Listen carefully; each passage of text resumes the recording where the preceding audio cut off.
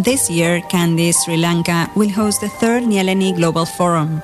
Small-scale food producers, indigenous peoples, feminists, health workers, climate justice activists, social and solidarity economic defenders, and other grassroots activists will come from more than 80 countries to radically change the system. In the face of a violent global system, we are rising up, resisting, and building power from the bottom up.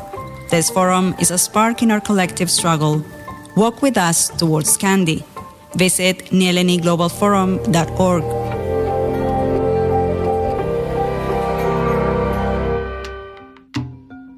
Hi everyone, this is Pınar from World Match of Women, and this year in Kandy, Sri Lanka, we'll host the third Nyeleni Global Forum for Food Sovereignty, and the small-scale food producers, indigenous peoples, feminists, health workers, climate justice activists, social and solidarity economy builders, and other grassroots actors are coming together from over 80 countries to radically change the system. We are facing a violent global system, but we are rising, we are resisting, and building power from below. This forum is a spark in our collective struggle. Walk with us on the road to Kandy.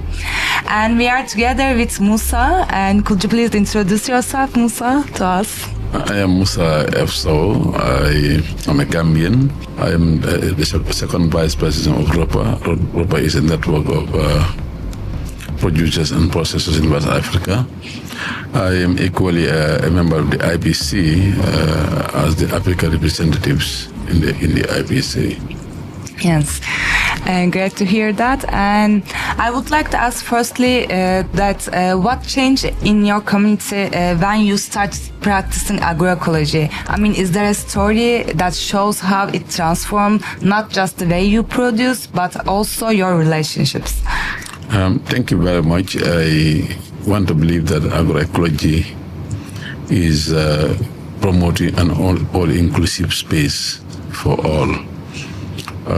Agroecology helps to address injustice, which is deeply rooted in my culture and the culture around the world, where women and children, women and youth are not given the same space like their male partners.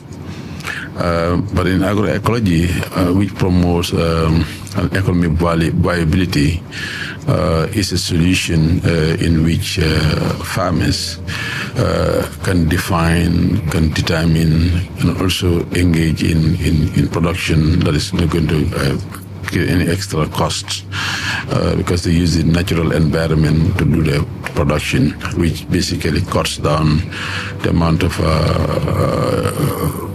fertilizer that is used. But equally, agroecology also curtails diseases for humans and also improves soil fertility and also increase the biodiversity. Because the biodiversity is very critical, particularly for crop pollination. We know the bees and the butterflies contributes to crop pollination, and then this is what agroecology promotes.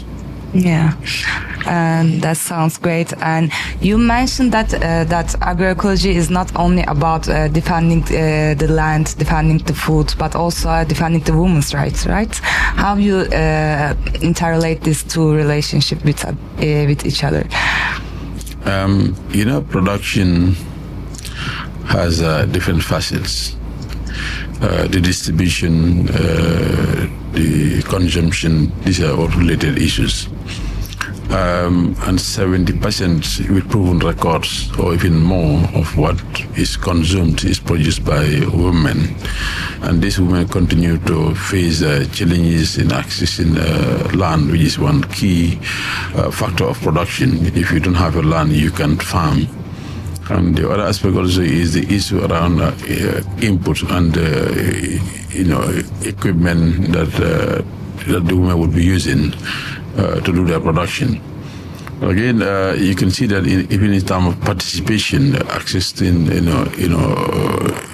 decision-making platforms, these are groups of people that continue to be denied their birthrights, because these are not privileges; they're birthrights. And I think they must be respected in all facets. And I see that with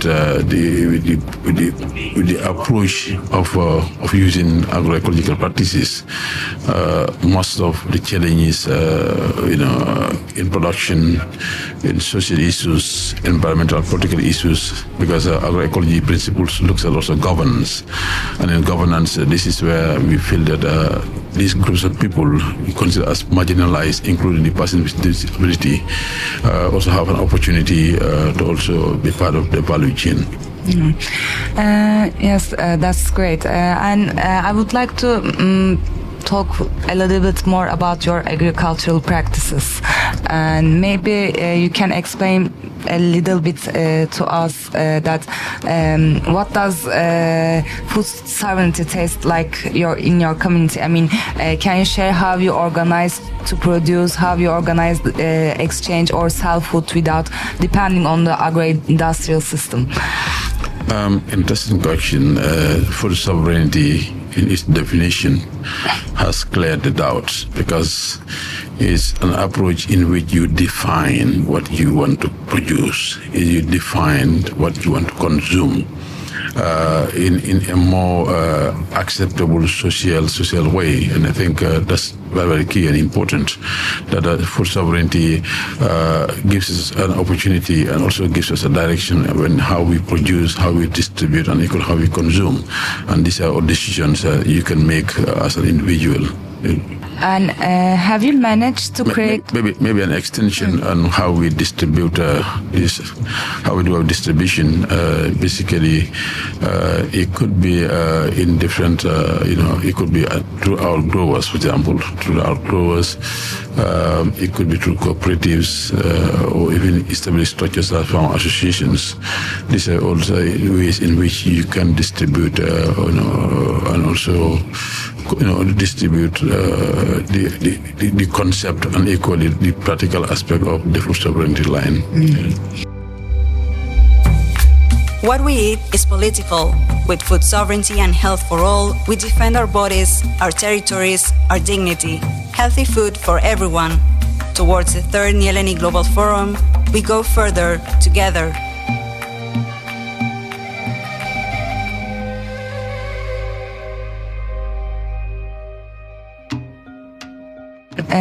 Have you managed to create or strengthen local markets in your country? And if you saw, what the challenges you have been facing in regards of this, and maybe what lessons can you share about us for selling and buying directly between the communities?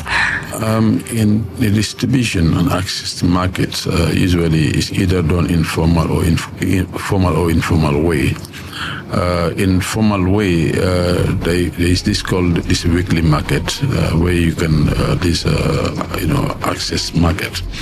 But it could also be through cooperatives, like I said initially, or through our growers, or even through farmer associations, or individual farmers seed exchange. These are all possibilities. But in the term of challenges to the market is one, it could be market information, market access and market information. It could be in the form of storage, because most of what is produced are perishable, and they can be kept for long. So in order to really storage is an infrastructure is very, very important. Infrastructure in terms of access to roads, the condition of the roads. But again, the other challenge could be regulations. There could be regulation or policies that are a bit biased to what it needs to be done to promote storage facilities. And I think limited capacity could be another thing, because we need to be adding values to our produce, to avoid selling the produce raw. There's also need an issue of capacity. to do that. And I think we also would look at information, access to information, awareness creation, and then the inequalities also among the social norms that you find in the different cultures. Also prevents women from being given the opportunity to go and sell their goods at markets. Yeah. And you have said that agroecology is not about just only producing, but also it's about consumption as well. And I would like to ask you that what does it mean to eat well? I mean, healthy and with dignity. And how do you make sure that right is guaranteed in your communities? This right is guaranteed in your communities, and especially for the poorest. Let me start with the rights. How do we ensure that there is a guaranteed right for all? We do that through capacity building. We insist that these marginalized groups participate in decision-making processes. It could also be in a form of exposing them or building their capacity around economic initiatives. When they're able to, make income by themselves, you see, that also reduces the issues around, access, around distribution, and so on. Maybe you need to repeat the first question, please. What? The first question, what was it again? What does it mean to eat well? I mean, healthy, with dignity? Yeah, if you understand, or if someone understands food sovereignty, which is done through, agroecological practices, tells you that it's out of monoculture. So we completely, in the opposite direction. In agroecology, you basically really grow different crops, and each of these crops has a mineral that it provides to your body. So again, if you eat healthy and you eat nutritious food, that reduces the risk of disease. For example, you're saved because your immune system becomes stronger to withstand disease and pests and all this. So, and then the other thing also is to live a dignified life, meaning that you produce without really being forced, or to produce. You produce because you have access to the inputs that you want to have. We're using the natural environment to do this. You're eating foods that are chemical free, they're pesticide free. So you see, these are all things that agroecology helps to really promote. Enough of an economy for the few. It's time to send our life with food sovereignty, dignified incomes, and justice for all. What's common is not for sale, it's ours to defend. From the ground up, we build people's powers at the 3rd Nyeleni Global Forum.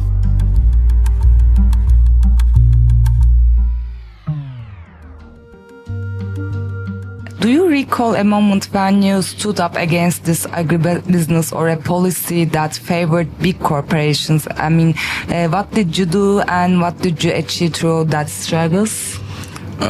You will always find this kind of challenge, But then I think where we have to start with is the collaboration, the partnership, building, the social movements.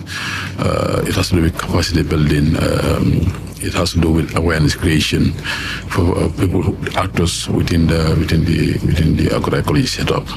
So these are all areas that I think are doing us good, because when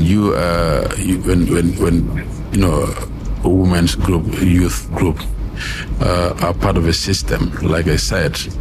Sometimes I tell people that you don't have to really assume that you can plait someone's hair in her absence. She has to be present. It means she has to be present in where decisions are passed. You also have to be present where decisions are passed. We also do a lot of advocacy around policy, regulations, and the campaigns are also organized. And in that case, because policy advocacy is also one way of pushing for a more inclusive agroecology in policy and regulations levels. And then we also engage bilaterally with policy makers, and again, we also use our women champions, youth champions, to speak to the local government and speak to the National Assembly representatives. So these are all things that we do, but then I think capacity is very, very central in getting the right policies, the right regulations, strategies, or even program and interventions from government, NGOs, and even the United Nations agencies. Yeah. And I would like to ask, is there a story that you love to tell where agroecology was the answer to a major problem? Like it could be health, climate, poverty, or violence, and maybe brought hope to your community? Yes, I start with the land tenure system.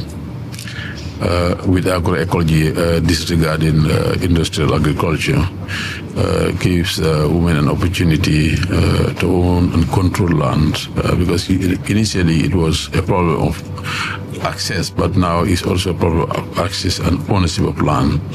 So we have organized campaigns around this, and in the end, we begin to realize, some success where women, lands are transferred or leased in the name of a woman group or an individual woman, and also youth. And the second thing also is with the approach of agroecology, we promote integrated production.